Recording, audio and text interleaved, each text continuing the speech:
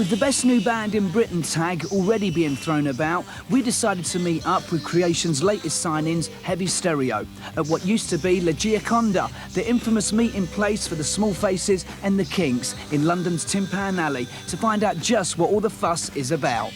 Have you used this street to sort of like buy instruments up until now? Yeah. Well, try and buy. Nose pressed against the window, you know. That's my greasy mark there, actually. Yeah, loads of that. Yeah, you've spent the advance already, is that gone? Did we get it one? I don't know. I haven't got it. Yeah, no, we spent it on this. Really? Yeah. You need a new manager. I know. Have you got one? But tell us the story. Let's go right back to the beginning. That's always the best place to start. Yeah. How did you four characters first meet? Us three characters met in North London in a place called the Bull and Gate.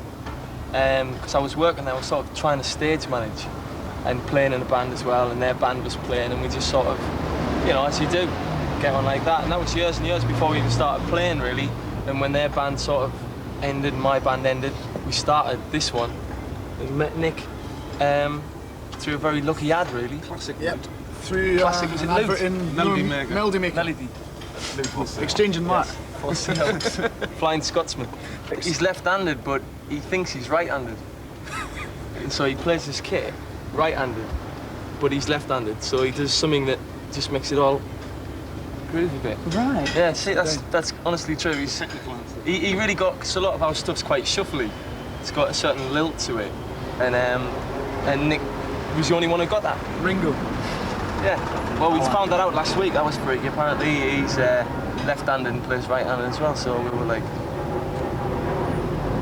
yeah. Work that one out yourselves. Now, even though you're based in London now, you're all from sort of like different places. What was the thinking behind coming down to London? Was it something that, you know, you had to? No choice at all, really. Get out the hometown. Yeah. Coming from Durham, really, I mean, you know, there's only so many 2 45-minute set gigs you can do with the bingo in the middle, really. And we did all them, so we had to move. Now, you've just signed to Creation Records. You're now part of the Creation Nation, well, a little while ago. How did that come about? What's the story behind that? Came to see us live, our third gig. I said, we want to sign you. And we said, all right. So what did Creation have that the others didn't have? I mean, why did you want to put pen to paper with them? Love the music. Yeah, they're fans. And all their walls look exactly like our bedroom walls anyway. That's completely true, you know? And they're really upfront. None of this, hey, give me a ring in the week and we'll do lunch. It's like, we want to do it. Let's get Jimmy Page to produce the album. And we're like, yeah. Now, you've just released your first single, Sleep Freak. I mean, to me, it sort of sounds quite dirty, quite sleazy.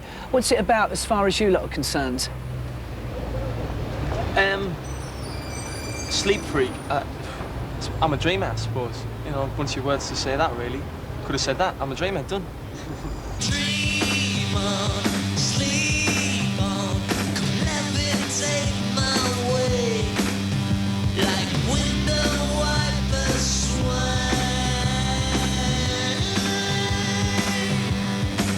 I'm a sleep freak, me, know what I mean.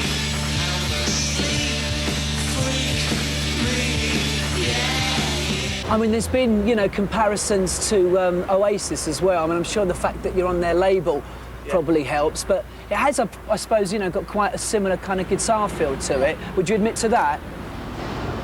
Yeah, we would admit to that. Loud and fuzzy. We would admit to that. Yeah, of course. I mean, I reckon Noel's probably heard T-Rex. So, great. Songs with balls. What are your sort of wildest dreams for Heavy Stereo? Let's go along the line. I mean, you know, what are your ambitions for the band? What would you like to achieve? Where would you like to be in a year's time? On This Is Your Life. Retired. Not end up like all the other rock drummers. Yeah, we've been Not told, explode or the anything. cab driver this morning was going, have you been seeing them Rock Family trees? And we're going, no. And he's going, oh. It's just they all end up like splitting up and fighting up and, you know, and spending all their money and spending their livers and everything. And they're like, Yeah, we want to do that. don't want to see this program.